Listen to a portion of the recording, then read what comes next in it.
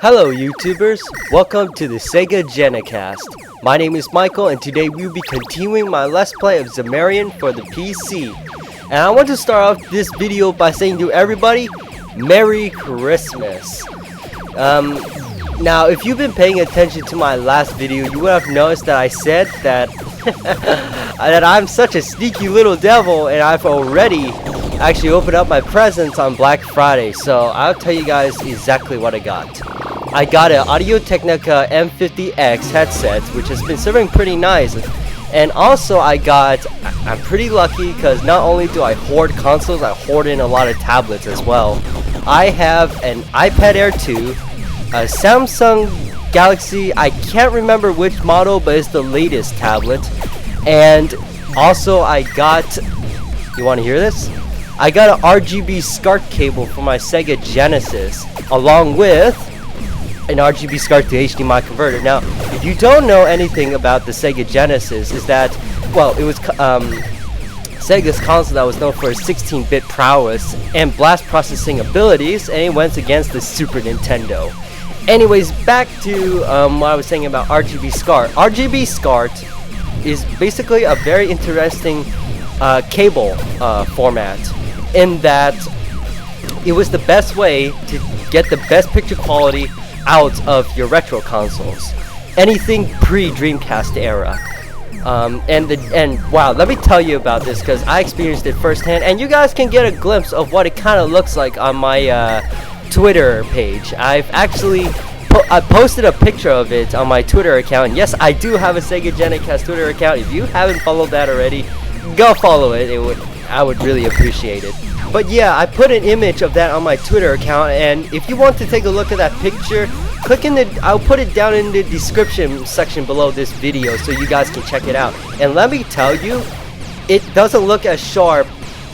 I mean, if you're impressed by how sharp that picture looks, you'll be even more impressed in real life because it looks even sharper in real life.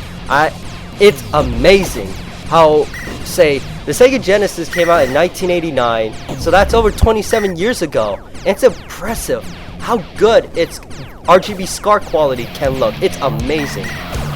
But yeah, most of these retro consoles will have that, and if you have any of most of these retro consoles, go look up for RGB SCART cables for that specific system and get an upscaler.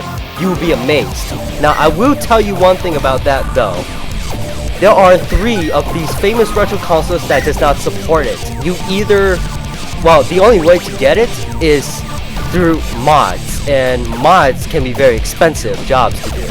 But the 3 consoles are the Atari 2600, the NES, and interestingly, the N64 does not support RGB SCART, which is very weird because it's later than the Genesis, but it doesn't have that. Pretty darn disappointing, but yeah, but all the other retro consoles, you can get RGB SCART for them, no problems. The PlayStation, the Saturn, the Genesis, Super Nintendo, all, as I said before, you can get RGB SCART for that, and it will make your day when you see it in real life. And wow, oh my goodness, I blew his freaking weird spiral arm thing off for this boss. Wow, I actually didn't notice. I was so focused on talking about RGB SCART that I totally forgot. I didn't even notice that I blew his arm off. Now that I did. Now, that's the key thing though with this boss. Once you're able to blow that big spirally arm thing off, the only threat that's in your way is his other arm, which I don't think you can shoot that off, but you can basically avoid it and it shouldn't be a problem because it follows a pattern, much like all the other Dragonfly and all these other stuff. So now we blew him up, and now we get a chance to collect all these things. But yeah, man, the Sega Genesis is gonna make my Christmas holiday because, as I told you, RGB SCART looks fantastic, and not only that, I also got the headset to play along with it, so I could just play in peace and quiet in really good audio quality. The Genesis is some pretty good bass, while, you know, I don't get distracted by other people and they don't get distracted by the Genesis audio. So I'm pretty pleased with that. But yes, what did you guys get on your Christmas? Tell me in the comment section down below, because I really like to know, because, you know, I hope you guys actually had a good of a Christmas as me, and hopefully Santa didn't put coal in your freaking stockings this year. Well, unless you're a naughty boy, then you absolutely deserve that. Anyways, but yeah, New Year's is coming up, and you know what? I thought about doing a New Year's Eve resolution. And what is that, you may say? Well, I'm split between these two things. And the reason why is because both are very expensive. I have to only accomplish one, I cannot accomplish the other.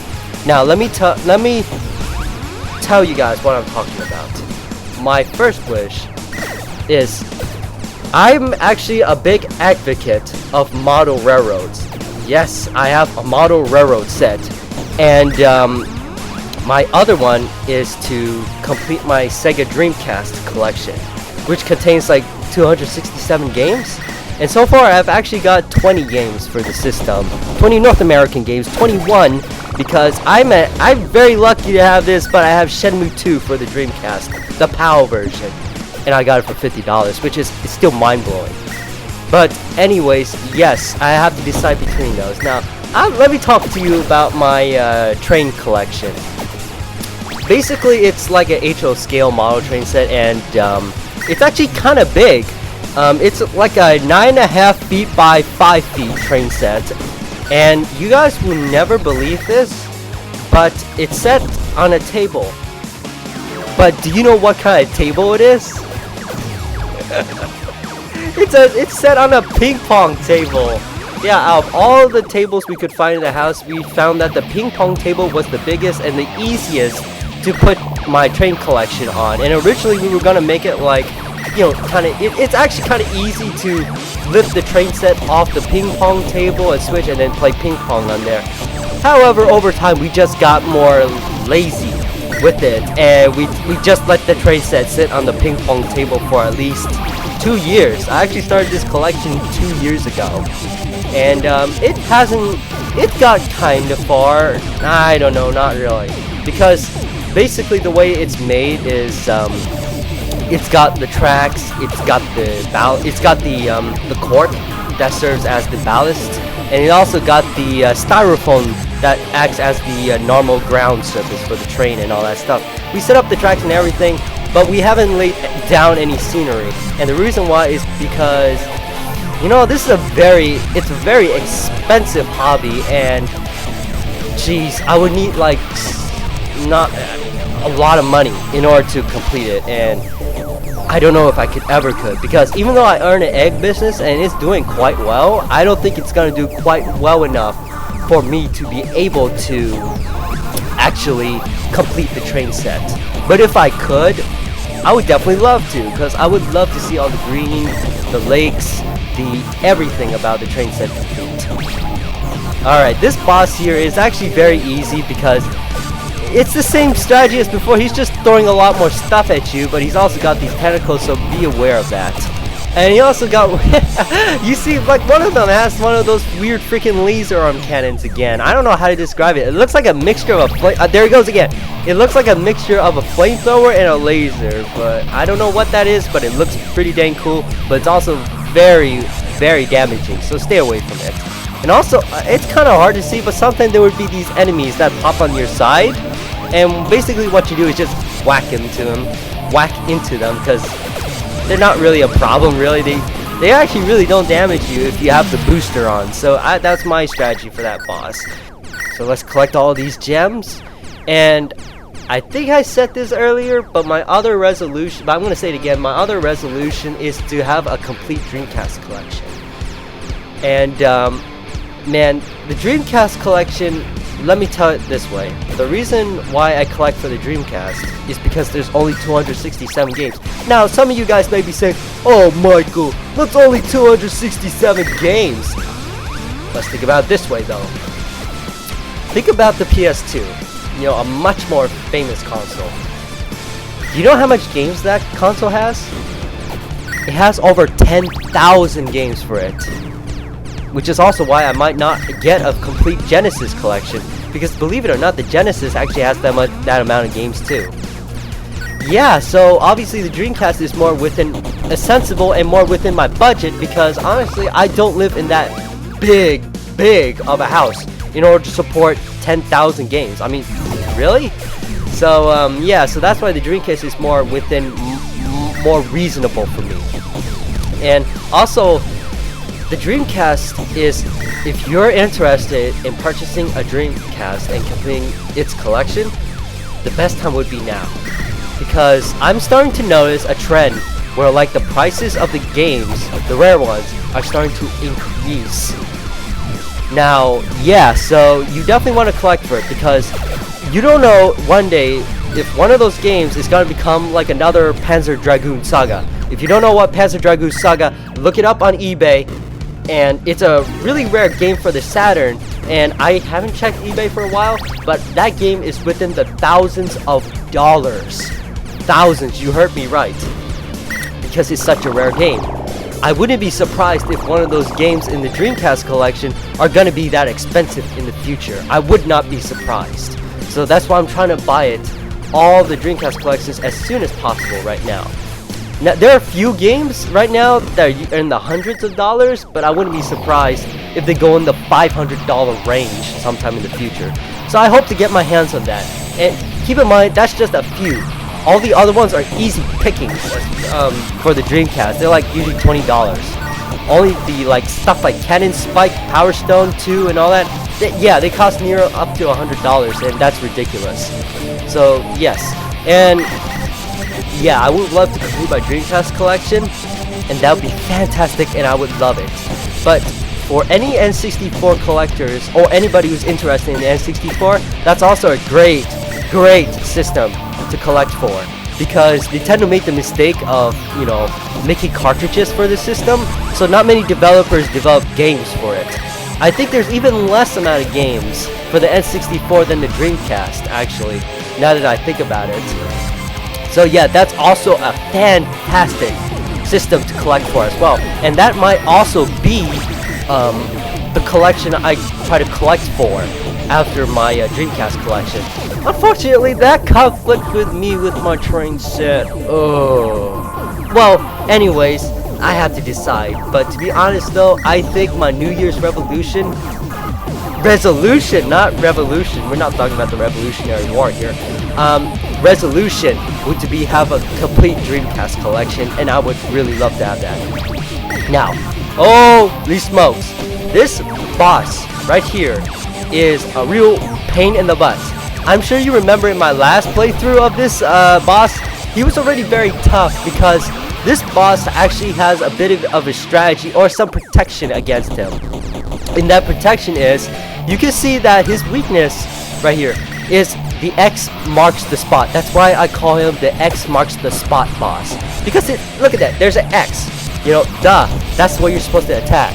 Thing is, he always occasionally has this shield that protects him. So you basically have to avoid all of his traps while he has his X being covered by his shield. The thing is with this boss is, look at, I think he has the most tentacles out of any of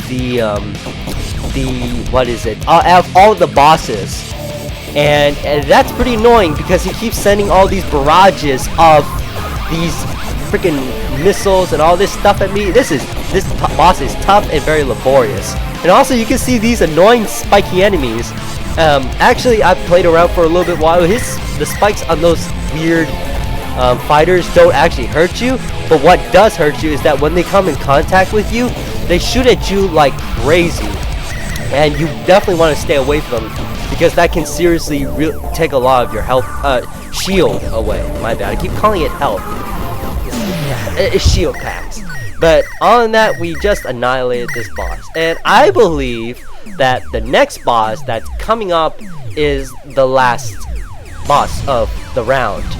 Yes, it is, because if you see in the distance over there, you can see these weird shield-like things, and these basically don't really serve as a big problem, really.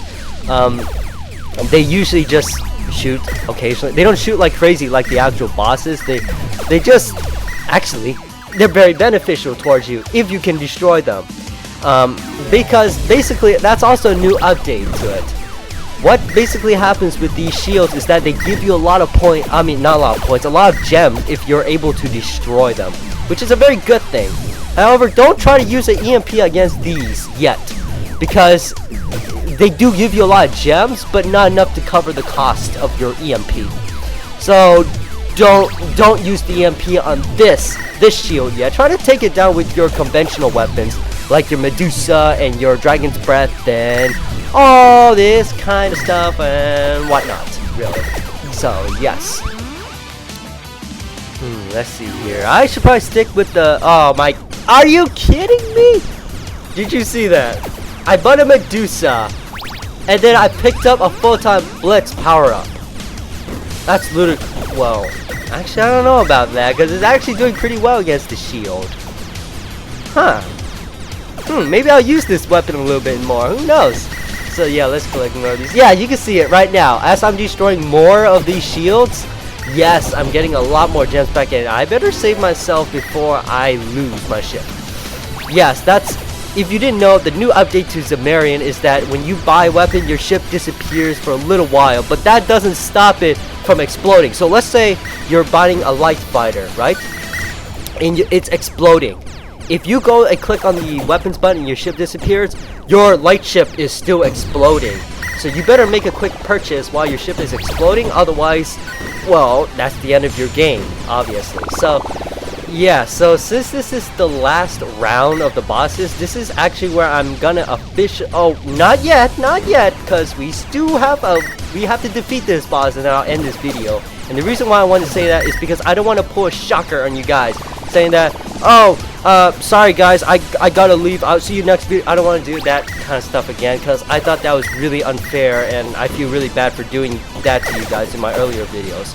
No, I'm going to say right here, right now, that this video is going to be the last part of the single player mode, because after this I want to show you guys the multiplayer aspect of this game, which I think you guys are really going to like, because there's been quite a number of changes made to the multiplayer mode. In fact, it's a completely different mode from before.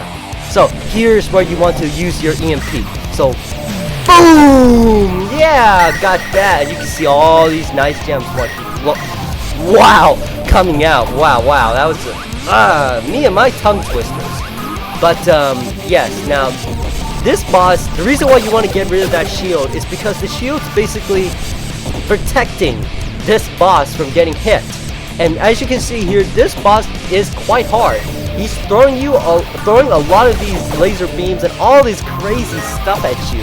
And you definitely don't want to get cheap shots taken at you. So you might as well just get rid of that shield when it starts.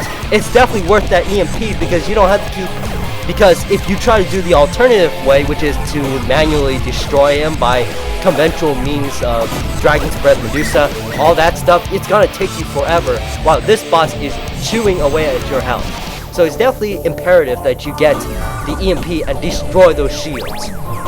Now, the ones before I probably explained, the ones that have been in the normal part of this stage, don't use the EMP on that one, because that's a waste of money for that thing. Anyway, so yes, now this boss is he's a cakewalk compared to if he had the shields on now. But he's still very hard, because he's still throwing a lot of stuff at you, and he's pretty tough. The thing is, his health is not as strong as the other bosses. So once you get rid of his shield, yeah, I'm just gonna actually hold on a bit. Let me end this with this commentary with an electrifying conclusion. Pow! Yes, we've annihilated this boss, and we've officially completed a round of Zamarian. So, with that being said, I'm going to see you guys in my next video, where I will be demonstrating multiplayer. I'll see you guys then.